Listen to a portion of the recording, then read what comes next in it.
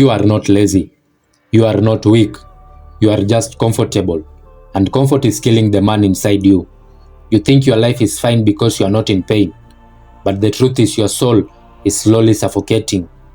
You are not battling lions. You are not building legacies. Your work is to scroll on TikTok, eat fast food, sleep in, while your potential dies a slow and quiet death. This is not a motivational speech. This is a funeral for the man you could have become if you don't wake up now. We will start with part 1, which is the signs that you are dying in comfort.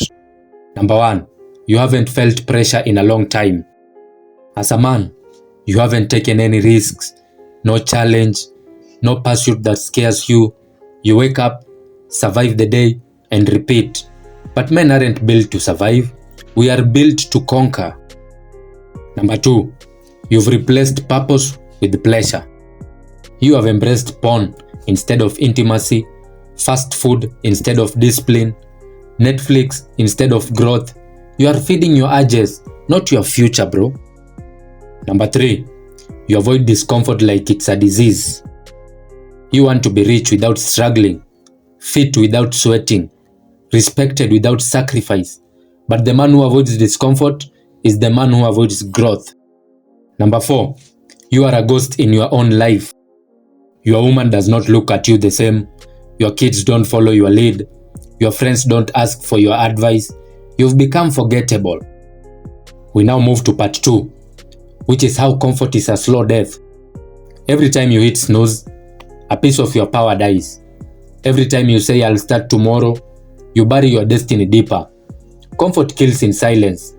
No alarm, no scars, just a slow, invisible decay of fire, focus and masculinity.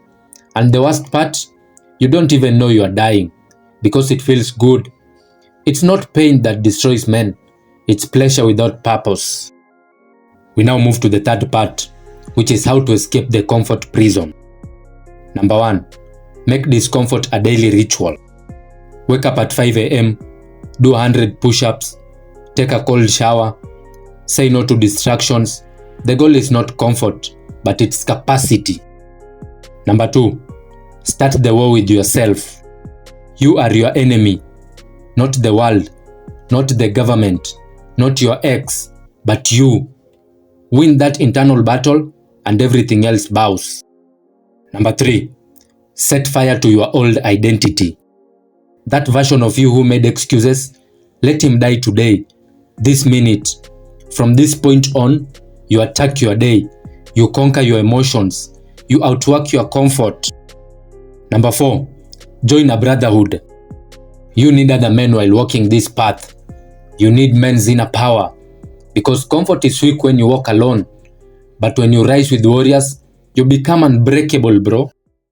You are not born to live soft. You are not created to exist in ease. You are born to lead, bleed, and build.